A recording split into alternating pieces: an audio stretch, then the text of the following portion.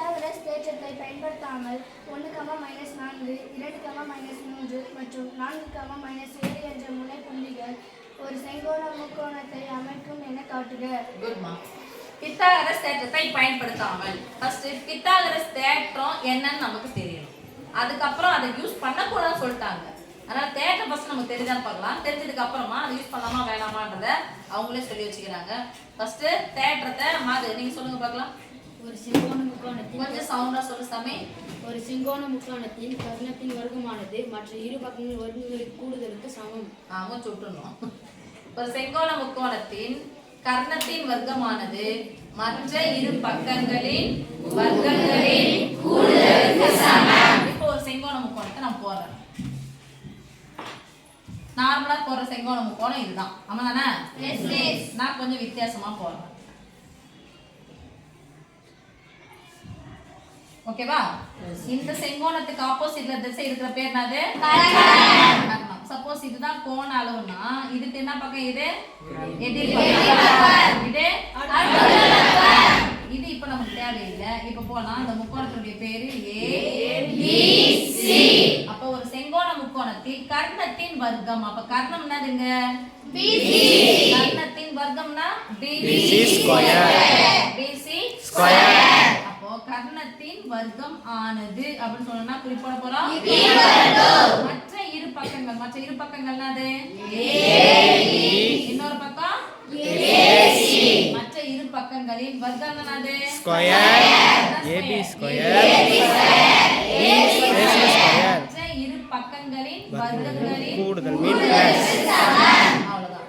But we should not use this theorem. நம்ம அந்த தியரத்தை என்ன பண்ண கூடாது? தேற்றத்தை பயன்படுத்தக்கூடாது. அப்போ எந்த தேற்றத்தை பயன்படுத்தணும்னா தேற்றத்தை பயன்படுத்த போறோம்னா இல்ல. தேற்றத்தை பயன்படுத்தணும்னா வேற எதை பயன்படுத்த போறோம்னா 3 புள்ளிகள் கொடுத்திருக்காங்க. இந்த முனை புள்ளிகள் ஒரு செங்கோண முக்கோணத்தை அமைக்கும் அப்படின்னு சொல்லிட்டு கேக்குறாங்க அப்படின்னு சொன்னா அப்ப என்ன கண்டுபிடிக்கணும்னா சாய்வு கண்டுபிடிக்க போறோம். இப்ப நாற்கரத்தை அமைக்கும் என்ன நிறுவுங்க, ஒரு செங்கோண முக்கோணத்தை அமைக்கும் என்ன நிறுவுங்க. புள்ளிகள் கொடுத்துட்டாங்க. நாற்கரம்னா எத்தனை புள்ளிகள் கொடுத்திருப்பாங்க?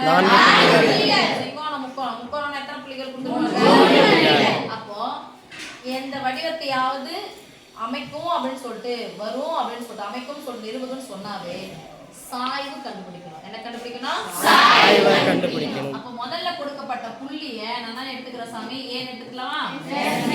அப்ப சொல்லுங்க. சாய்வு A of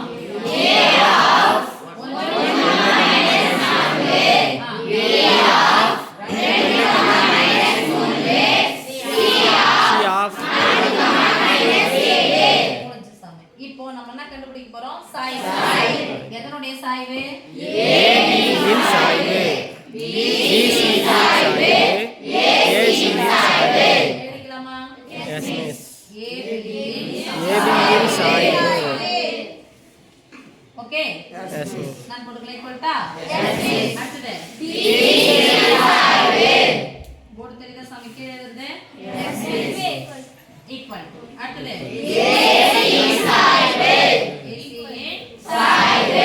நான் போட போறோம் ஈக்குவல் டு. இப்போ பாருங்க சாமி, AB இன் சாய்வு. A என்ற புள்ளி என்ன எழுதலாம்? அடுத்து B. ஓகே. அடுத்து BC இன் சாய்வு. B 2, -3, -7.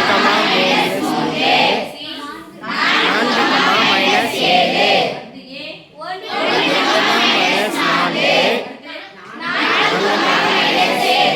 இந்த புள்ளிகளை எழுதியாச்சு. அந்த புள்ளி கீழ என்ன எழுத போற சொல்லுங்க?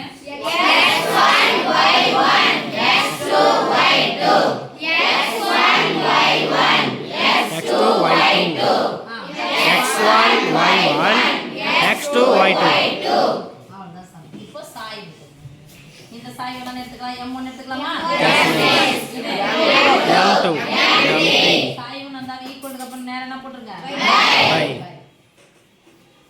இங்க By. புள்ளிகள் வரும்போது ஃபார்முலா சின்ஸ் போட்டுக்கலாமா?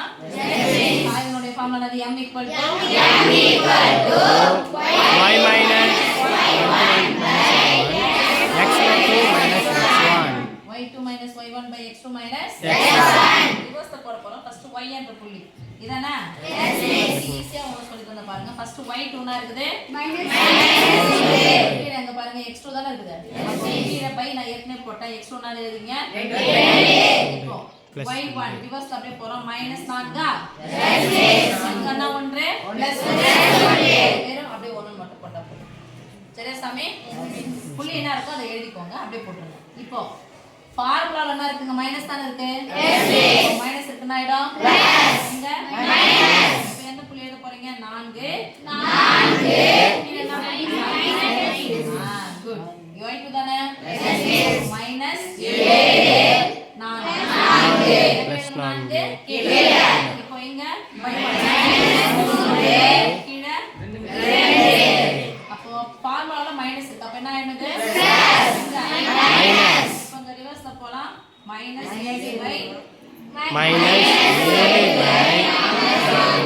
அடுத்ததுமா ப்ளஸ் 4 வரும். ப்ளஸ் 4 இங்க என்ன போட போறோம்? மைனஸ் ப்ளஸ் 1 ஃபார்முலால மைனஸ் இருக்கு. அப்ப என்ன போறோம்? Plus minus.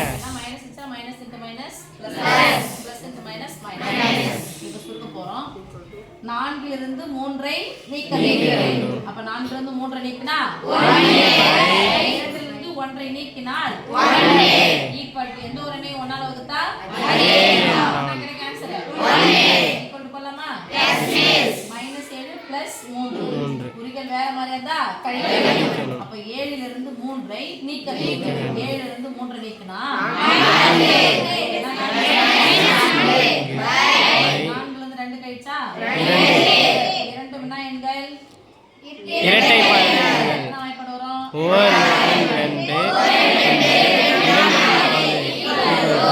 எண்ணையும் 1 ஆல வகுத்தா அதே என்னங்க? ஈக்குவல் டு போட்டுக்கலாமா? Yes miss. இப்ப குறிகள் மாறி இருந்துச்சுன்னா கழிக்கணும். 7 இலிருந்து 4 கழிச்சா மைனஸ் 3 4 இலிருந்து 1 நீக்கினா 3 சோ ஓர் மோன் 3 எந்த ஒரு எண்ணையும் 1 ஆல வகுத்தா அதே மைனஸ் 1. இப்ப பாக்குறோம் செங்கோணம் முக்கோணம் அப்படின்னு சொன்னா எப்படி இருக்குன்னா, செங்கோணம் அப்படின்னாவே என்ன அது கோடு இருக்கும்? செங்குத்து கோடு. அப்ப செங்குத்துன்னு ஒரு வார்த்தை வந்துச்சு, சாய்வுன்னு ஒரு வார்த்தை வந்துச்சுன்னா ஒண்ணும் கிடையாது. ஏதோ 2 கோடுகள், ஏதோ 2 நேர்கோடுகள் ஒன்றுக்கொன்று செங்குத்தாக அமைகிறது. அப்ப எது செங்குத்தாக அமையுது அப்படின்னு சொன்னா, எது எதுக்கு அமைய போகுதுன்னா, நார்மலா நம்ம செங்கோணம் முக்கோணம் வரையணும் அப்படின்னு சொன்னா இதான செங்குத்து கோடு.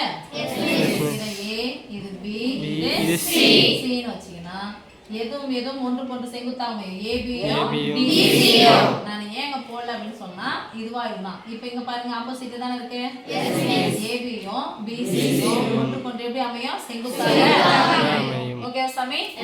அப்போ ஒன்றுக்கொன்று செங்குத்து சாய்வு இந்த 2 வார்த்தை வந்துச்சுன்னா அந்த 2 சாய்வுகளையும் பெருக்கினா ஆன்சர் என்ன கிடைக்கும்? -1 -1 பார்க்கலாமா? Yes miss. இங்க பார்க்கறோம். அப்படி இல்லனா என்ன சொன்னா ஏதோ ஒன்றினுடைய சாய்வு இன்னொரு சாய்வுக்கு தலைகீழியா இருக்கும்.